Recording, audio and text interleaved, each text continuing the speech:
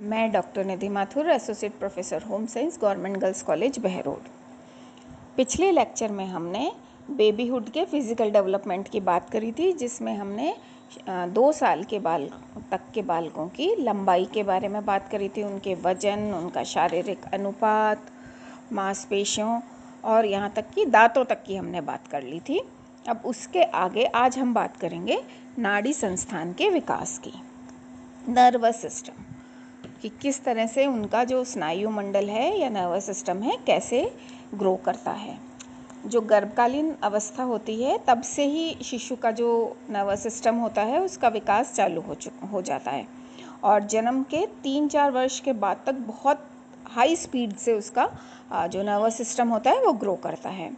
और वैज्ञानिकों के अनुसार जन्म के समय शिशु के मस्तिष्क का जो मस्तिष्क होता है वो वयस्क मस्तिष्क का 1/4 होता है और 9 महीने का पूरा होते होते जो ये भार होता है वयस्क भार का लगभग आधा हो जाता है और सेकेंड ईयर के एंड में आते आते ये इसका वेट जो होता है वो 3/4 हो जाता है अडल्ट से। जो ये मस्तिष्क की जो बहुत तेज़ी से जो ये वृद्धि होती है, ये इसके जो ब्रेन के जो दोनों भाग होते हैं, सेरिब्रम और सेरिबेलम, दोनों में होती है। सेरिबेलम कौन सा भाग होता है?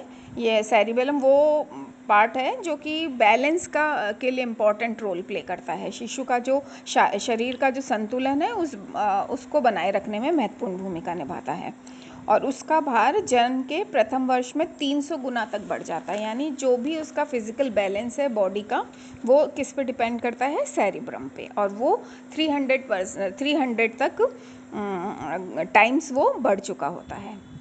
इस प्रकार हम कहेंगे कि बचपनावस्था में स्नायु मंडल का विकास बहुत तीव्र गति से होता है और गर्भकालीन अवस्था में स्नायु कोशों की संख्या और आकार में पर्याप्त वृद्धि हो चुकी होती है और जन्म के बाद केवल जो अपरिपक्व स्नायु कोश जो भी होते हैं उनका विकास होता है। नए जो स्नायु कोश हैं वो उनका निर्माण नहीं होता, वो सारा निर्माण गर्भावस्था में हो चुका होता है, यहाँ पर केवल उनका विकास होता है।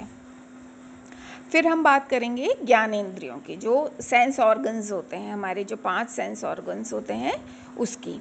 तो बेबीहुड में जो भी ज्ञानेंद्रियां हैं उनका भी विकास बहुत तीव्र गति से होता है और साथ ही सभी जो ज्ञानेंद्रियां हैं वो बहुत ही संतोषजनक और प्रभावी ढंग से अपना काम चालू कर देती हैं। जैसे हम आइज़ की बात करें, है ना, दृष्टि की, तो जो तीसरे महीने में आँखों की जो मसल्स होती हैं वो पूरी तरह से मैच्योर हो जाती हैं और जिससे कि बच्चा आसानी से कोई भी वस्तु को क्लियरली देख लेता है, साफ साफ उसको सब कुछ दिखाई देता है। और जो तेज लाइट होती है और जो गहरा रंग होता है उसकी कोई वस्तु अगर वो बच्चा देखता है तो दृष्टि वस्तु की स्पीड को भी फॉलो कर लेती है। जैसे कोई अगर डार्क कलर की हमने कोई ब्राइट कलर की उस बच्चे को कोई चीज़ दिखाई, सपोज कोई बॉल है रेड कलर की, तो अगर हम इधर से उधर लेके जाएंगे, दूसरी दिशा में लेके जाएंगे तो बच्चा उसको भी फॉलो कर पाता है। फिर अगर हम श्रवण की बात करें, सुनाई कितना सुनाई देता है, सुनने की जो शक्ति होती है बचपनावस्था में इस शक्ति का भी पर्याप्त मात्रा में विकास हो जाता है। 2 माह की अवस्था में बालक जो विभिन्न आवाज़ों को पहचानने लगता है और 3-4 माह का जो शिशु है आवाज़ों के प्रति आकर्षित होकर उनके प्रति अपना रेस्पॉन्स भी दिखाई देने लगता है। अगर आप उसको आवाज़ लगाओगे तो वो एकदम से आपको पलट कर देखेगा या कुछ आंख ब्लिंक करेगा या मुस्कुराएगा, ये सारी चीज़ें उसको मतलब अब चीज़ें क्लियरली सुनाई देने लगती है और वो उसका कॉम्प्रिहेंशन भी कर लेता है, उसको समझ भी आने लगता है। फिर स्वाद, गंध और पेन वगैरह ये सारी चीज़ें हैं, ये सारे भी सेंसेस जन्म के बाद संपूर्ण रूप से धीरे धीरे विकसित हो जाते हैं और बचपनावस्था में इनका विकास और अधिक हो जाता है। ठीक है। फिर डाइजेस्टिव सिस्टम की हम बात करें तो बचपनावस्था में बच्चों का जो पाचन तंत्र है पूरी तरह से परिपक्व नहीं होता है। इसके कारण बच्चों की जो पाचन शक्ति है वो हमारे जैसे नहीं होती, अडल्ट्स जैसी नहीं होती।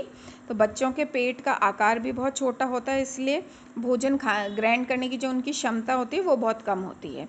इसलिए थोड़े थोड़े टाइम पर उनको शॉर्ट इंटरवल्स के ऊपर उनको भोजन करवाना पड़ता है। जैसे जन्म के समय बालक के पेट की जो क्षमता होती है 1 औंस होती है और 2 सप्ताह में वो बढ़कर 2.5 औंस हो जाती है। 1 माह पूर्ण होने पर यह क्षमता 3 औंस हो जाती है। बच्चों का जो पाचन तंत्र बहुत कोमल और अविकसित होता है, इसलिए उनको बहुत ही सुपाच्य है ना, एकदम डाइजेस्टेबल फूड और पौष्टिक भोजन देना चाहिए। फिर हम बात करेंगे श्वसन तंत्र की। तो जन्म के समय शिशु के जो लंग्स होते हैं वो बहुत छोटे और अनडेवलप्ड से होते हैं, अविकसित होते हैं। लेकिन शिशु का जब पहली बार जब रोता है तो फेफड़ों का विकास और जो सांस लेने की प्रक्रिया है, रेस्पिरेशन, श्वसन क्रिया, वो प्रारंभ हो जाती है।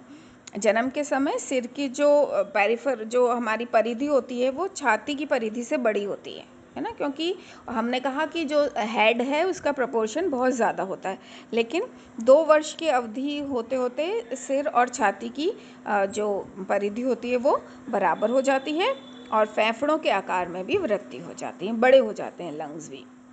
और फेफड़ों का आकार बढ़ने से सांस लेने की क्षमता उनकी बढ़ जाती है। इसका मतलब ये हुआ कि जो श्वसन दर है वो उनकी कम हो जाती है।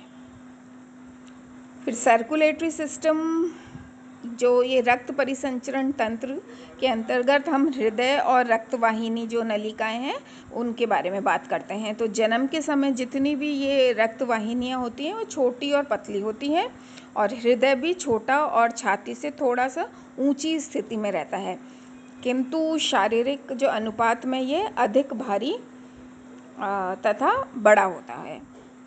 जन्म के बाद जो हृदय और रक्तवाहिनियों का विकास भी बहुत तेज़ी से होता है। और जो ये बेबीहुड है, शैशवावस्था में रक्तचाप कम होता है, लेकिन जैसे जैसे एज बढ़ने लगती है ब्लड प्रेशर भी बढ़ने लगता है। और शिशु जो शरीर का जो टेम्परेचर भी नवजात शिशुओं के जैसा नहीं होता है। प्रातःकाल कम होता है और दोपहर व शाम को बढ़ जाता है और 2 वर्ष की उम्र तक तापक्रम में जो होता है वो समानता आ जाती है कि पूरे टाइम उसका सेम टेम्परेचर रहता है। अब हम कुछ शारीरिक क्रियाओं की भी बात कर लेते हैं कि इस बेबीहुड में कौन कौन सी फिजियोलॉजिकल फंक्शंस वो बच्चा करता है, जैसे कि क्या खाना पीना, सोना, मलमूत्र आने की जो सभी क्रियाएं हैं वो किस तरह से विकसित होती है। तो स्लीप पैटर्न की हम अगर बात करें, सोने की क्रिया की, तो जन्म के बाद प्रथम वर्ष में बच्चा लगभग 8 से 10 घंटे तक प्रतिदिन सोता है और लगभग दूसरे वर्ष में भी यही क्रम रहता है कि वो इतना सोता है। खाने की क्रिया की हम बात करें तो जन्म से लेकर 4-5 महीने तक सभी बच्चों का जो खाने का तरीका होता है वो लगभग एक जैसा ही होता है। चूसने और निगलने की क्रिया के द्वारा ही बच्चे अपना भोजन लेते हैं इसमें। इसलिए अधिकतर हम तरल आहार ही देते हैं, जैसे माँ का दूध हुआ या बाहर का भी आहार जो दे रहे हैं वो लिक्विड ही देते हैं। फिर जब उनके दांत आने लगते हैं तब चूसने और काटने की शक्ति का विकास कुछ टाइम बाद होता है, जैसे ही दांत निकल कर आते हैं और दांत निकलने के बाद उसे हम अर्ध तरल भोजन देने लगते हैं। और जब 1 वर्ष का पूर्ण हो जाता है बच्चा तो काटने और चबाने की क्रिया हो जाती है, उसके अंदर दांत आ जाते हैं, तब हम उसको थोड़ा सा हार्ड फूड भी देना प्रारंभ करते हैं। हालांकि बचपनावस्था में हर बच्चे का भोजन करने के तरीके अलग अलग होते हैं ना। 2 वर्ष के बच्चे को लगभग दूध के साथ साथ हम अन्य आहार भी दे देते हैं, इसलिए उसे निर्धारित समय पर हम एक कुछ पैटर्न भी बना सकते हैं कि निर्धारित समय पर भोजन देते रहें उसको और पूरी उसको न्यूट्रिटिव भोजन हम दें, चाहे हम उसको लिक्विड दें, सेमी सॉलिड दें, सॉलिड दें, सप्लीमेंट्री फूड्स की हम बात करेंगे आगे, तो वो किस तरह से उसका पैटर्न हम डेवलप करेंगे। और जो अभी अर्ली स्टेजेस में जो पैटर्न उसका एक बार फूड हैबिट्स डेवलप हो जाती हैं वो लाइफ लॉन्ग रहती है, इसलिए यहाँ पर हमारा खाने का जो ईटिंग पैटर्न है उस पर ध्यान देना बहुत ज़्यादा आवश्यक हो जाता है। फिर है मल मूत्र त्याग करने की क्रिया।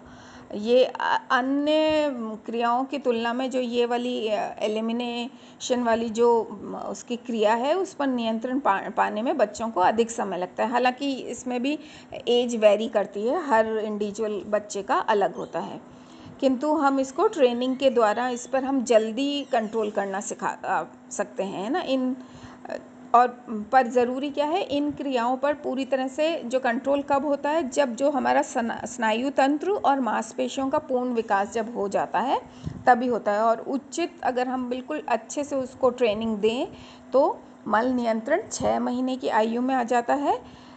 किंतु जो यूरिनेशन वाला है, मूत्र त्याग जो नियंत्रण है, वो लगभग 1 से 1.5 वर्ष की अवस्था में ही आ पाता है। ये सब किस पे डिपेंड करता है, जो हम बात कर रहे थे ना, मैचुरेशन। जब मैचुरेशन होगा तभी हम चाहे कितनी भी ट्रेनिंग दें तब वो असर करेगा, है ना।